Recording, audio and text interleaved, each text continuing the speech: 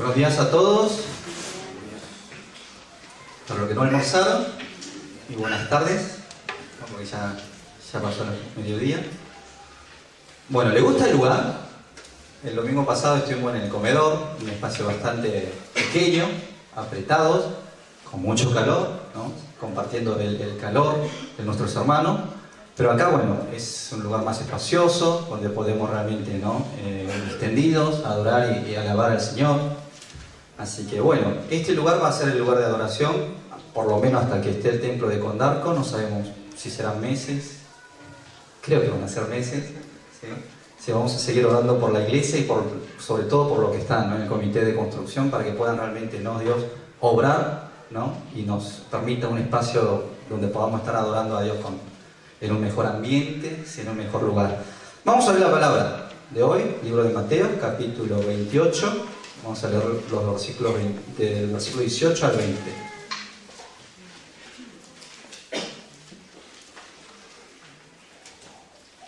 Mateo 28, 18 al 20. Vamos a leer todo junto. Dice: y Jesús se acercó y les habló diciendo: toda potestad me es dada en el cielo y en la tierra. Por tanto, id, haced discípulos a todas las naciones, bautizándolos en el nombre del Padre, del Hijo y del Espíritu Santo, enseñándoles que guarden todas las cosas que os he mandado. Y aquí yo estoy con vosotros todos los días hasta el fin del mundo. Amén. Estamos en la época de vacaciones, ¿verdad? ¿Sí? ¿Y qué están haciendo acá ustedes? ¿O ya tienen planificado dónde ir, dónde visitar? Hay muchos hermanos nuestros que están de viaje, hay otros que están por viajar. Entre enero y febrero seguramente muchos de ustedes se tomarán algunos días, ¿no? Para descansar, para alejarse un poco del trabajo, para desestresarse, ¿no? De todo el estrés que acumularon durante el año 2013. Pero qué bueno es saber que el descanso no es algo que solamente lo obtenemos en las playas o en las montañas, sino que en Jesús, ¿no? Sino que en Cristo Jesús también nosotros encontramos el descanso. Porque dice el Señor, Mateo 11:28, venid a mí, todos los trabajados y cargados, y yo los haré descansar, dice. ¿No?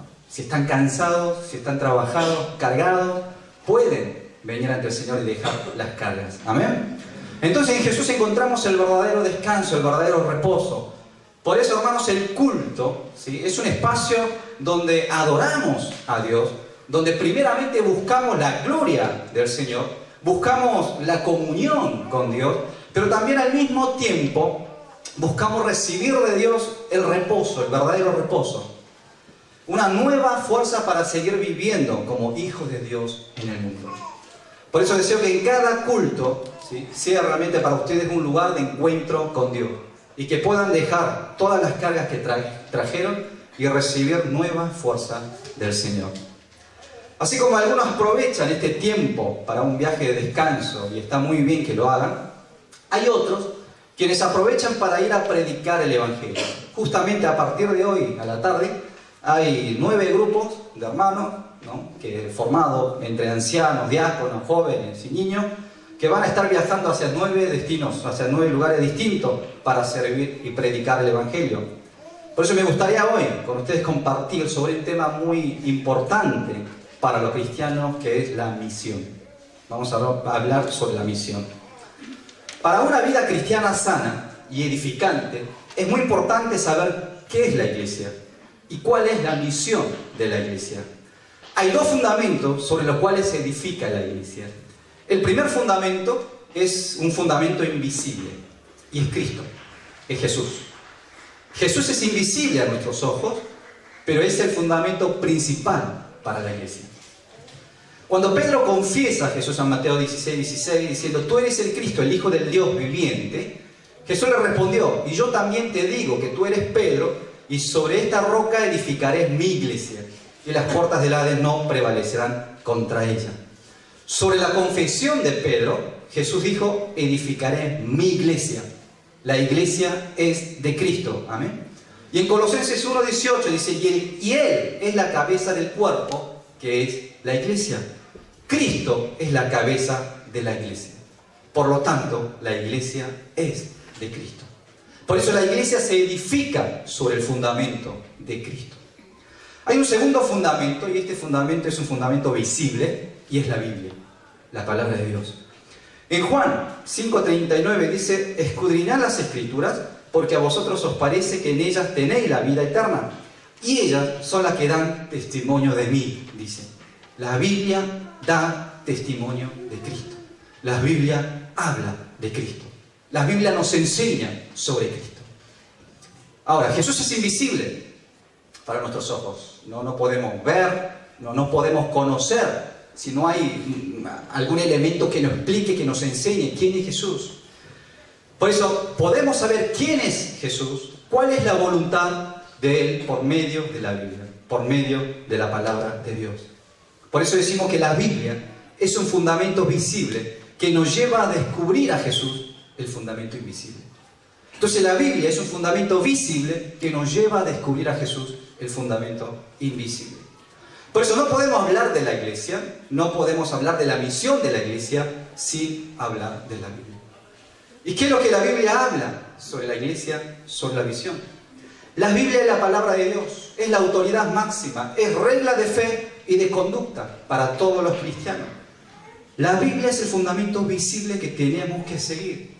Y hay tres cosas que podemos encontrar en la Biblia en relación a la iglesia y su misión. En primer lugar, la Biblia nos muestra el propósito de la iglesia. La Biblia nos muestra el propósito de la iglesia.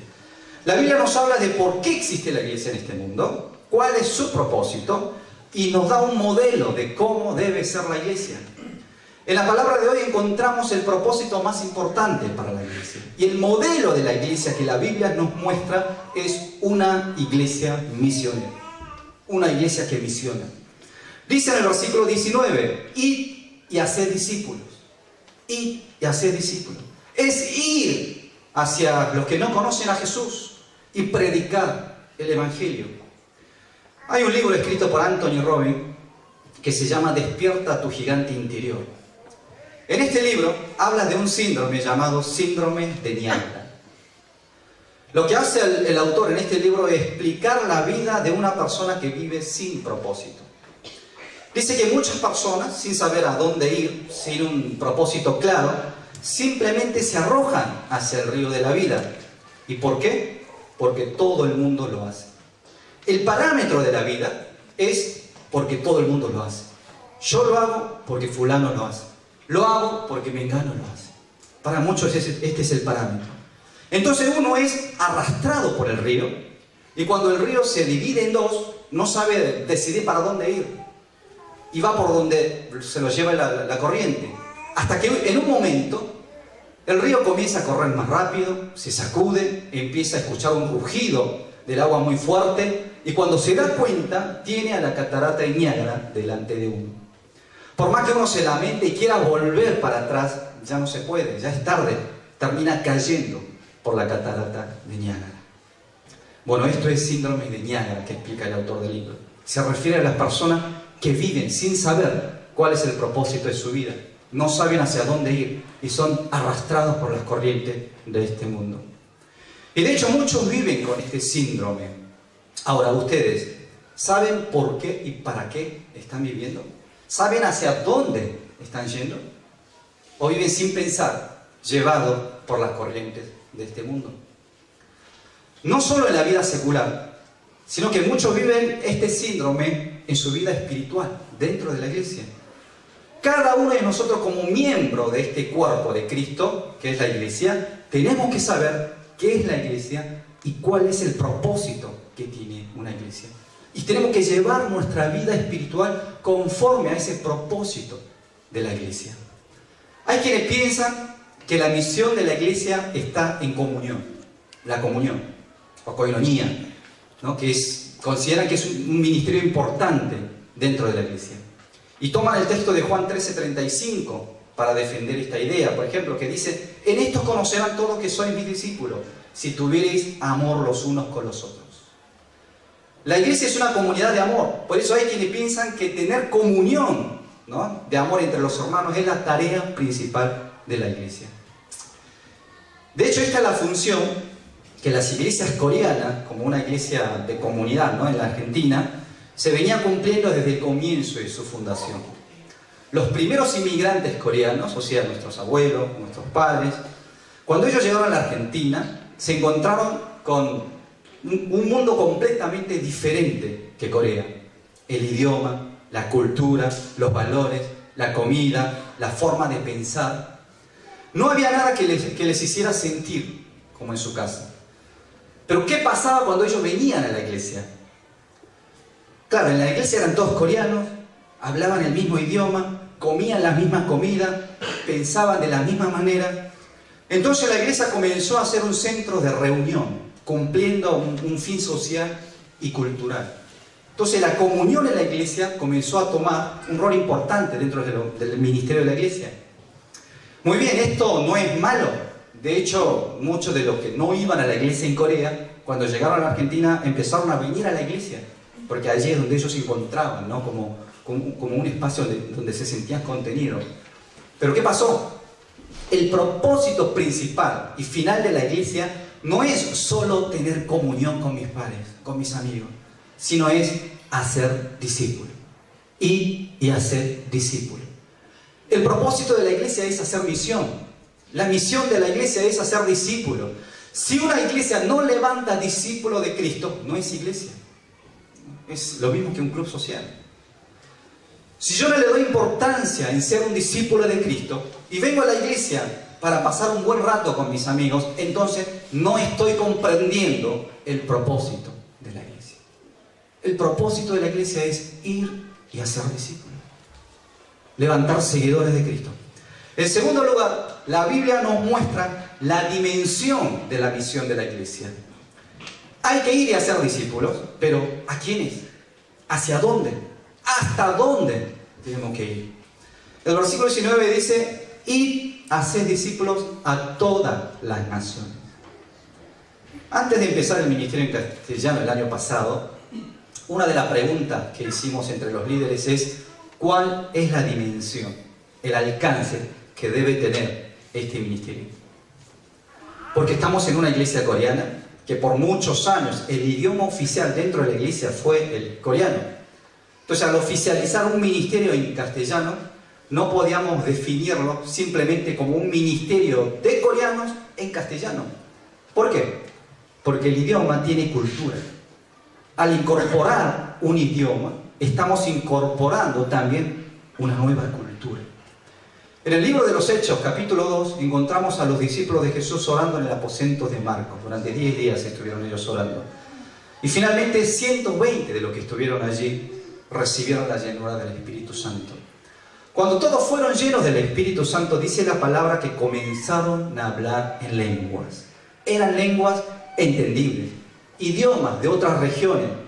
Y menciona a más de 15 regiones en la Biblia. Para celebrar la Pascua en ese momento había en Jerusalén más de 2 millones de personas, ¿no? 2 millones de personas que habían venido de distintos lugares. Y dice en Hechos 2:8: ¿cómo pues les oímos nosotros hablar cada uno en nuestra lengua en la que hemos nacido? Aquellos que fueron llenos del Espíritu Santo, cuando hablaron en lengua, hablaron en lengua entendible para todos aquellos que habían venido de distintos lugares. Y dice en 2:11: les oímos hablar en nuestras lenguas las maravillas de Dios. Empezaron a escuchar las maravillas de Dios en su idioma, el lenguaje de ellos. Entonces aquí es donde nosotros encontramos la dimensión del Evangelio, de la misión de la iglesia. Es ir y hacer discípulos a todas las naciones, a todos los pueblos, sin importar la raza, nación, cultura e idioma. Y en este pasaje de Hechos encontramos el alcance también para nuestro ministerio en castellano. Entonces, primero, definimos que la misión es hacer discípulos a todas las naciones. Y segundo, definimos a todas las naciones a aquellos que necesitan escuchar el Evangelio en castellano. Sean de segunda generación, tercera generación de coreanos, o sean argentinos, o personas de otra nación hispana. Y nuestra visión es cumplir el rol de un puente que transporta el Evangelio de Cristo. Y el primer puente es el legado, es transmitir la fe de nuestros padres hacia la segunda generación. Y segundo puente es la evangelización, es llevar la fe de Cristo hacia los argentinos. Por eso cuando la Biblia habla a todas las naciones, no está hablando solamente de dimensiones geográficas, sino está refiriendo a todos aquellos que necesitan de Cristo, necesitan del Evangelio. Por eso la misión es compartir el Evangelio, más allá de la barrera generacional, cultural y racial. Y esto es lo que queremos hacer por medio de este ministerio, ¿no? Seguramente muchos de ustedes que han nacido acá o que han venido desde chico, ¿no?, crecieron en la iglesia, lo que es la iglesia coreana, tuvieron dificultades, algunos con el idioma, otros no. Y en medio de esa necesidad, ¿no?, la iglesia empezamos con este ministerio. Pueden llegar a pensar por eso que este ministerio es solamente de coreanos en castellano. Y lo que les quiero decir, que la misión que la Biblia nos muestra no es ser una iglesia cerrada, una iglesia de comunidad, una iglesia solo para algunos, sino una iglesia misionera.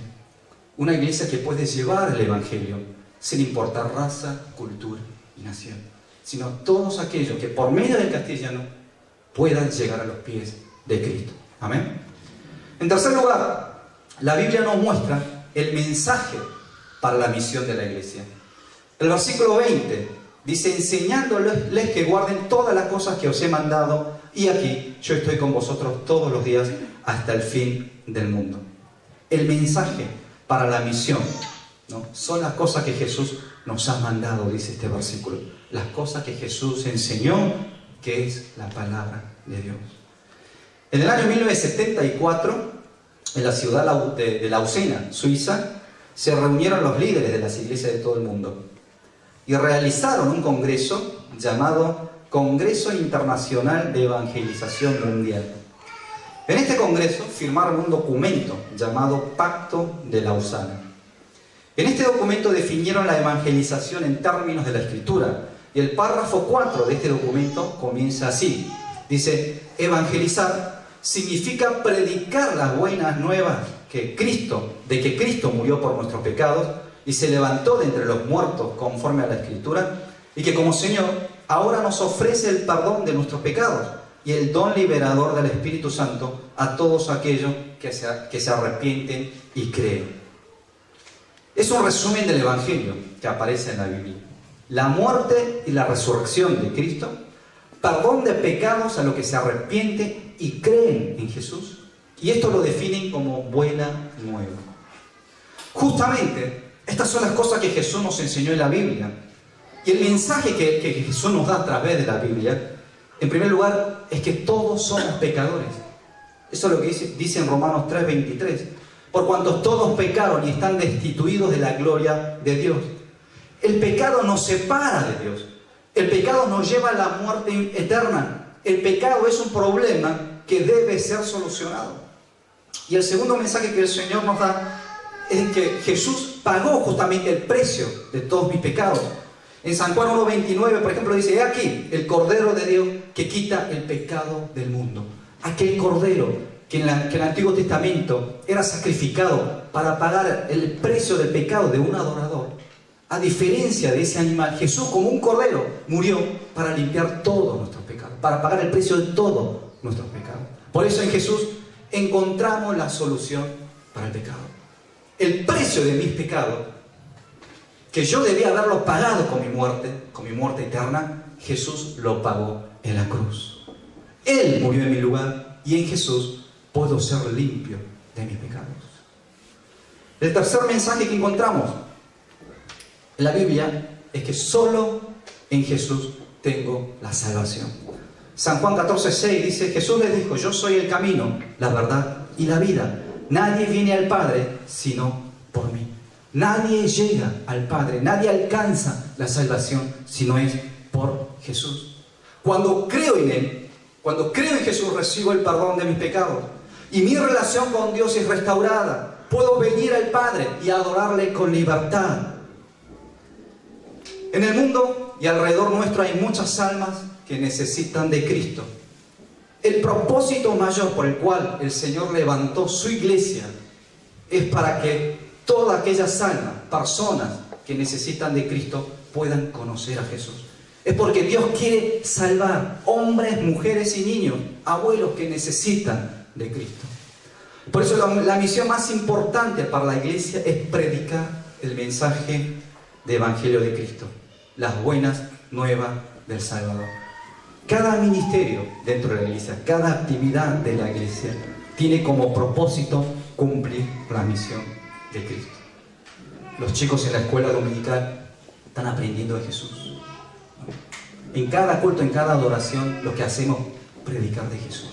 Aún en tiempo de comunión, cuando nosotros compartimos un café, cuando compartimos una media luna, también allí lo que hacemos es compartir el amor de Jesús. Cada actividad, cada ministerio en la iglesia se tiene como propósito anunciar a Cristo. Y hay aquellos que van un poquito más, ¿no? Personas que ofrendan sus tiempos, ofrendan sus esfuerzos, su dinero, para salir, para ir hacia los lugares donde necesitan, ¿no?, conocer a Cristo. Necesitan escuchar de Cristo. Y justamente a partir de hoy va alrededor de 80 personas que van a estar viajando y predicando el Evangelio de Cristo, para justamente este propósito de la iglesia, que es la misión. Entonces, en la palabra de hoy no solo hay mensaje para la misión, también hay un mensaje de promesa. En el versículo 20 al final dice: he aquí, yo estoy con vosotros todos los días hasta el fin del mundo. La presencia de Jesús, la compañía de Jesús, es lo que nos permite, es lo que nos da la fuerza suficiente para predicar el Evangelio, para compartir, ¿no?, el amor de Cristo. Por eso Jesús promete estar con su iglesia hasta el fin del mundo. Entonces, hermanos, en la palabra de hoy encontramos tres cosas. Primero, el propósito de la iglesia, que es, el propósito de la iglesia es misión, es hacer discípulos. Encontramos la dimensión de la misión, ¿no? Es hacia toda la nación, todos aquellos que necesitan conocer de Cristo. En tercer lugar, encontramos el mensaje de la misión. Y el mensaje es el Evangelio de Cristo, las palabras que Jesús nos enseñó en la Biblia. Por eso la palabra de hoy nos desafía diciendo, por tanto, id y haced discípulos a todas las naciones, bautizándolos en el nombre del Padre, del Hijo y del Espíritu Santo. Para esto existe la iglesia. Cerremos nuestros ojos.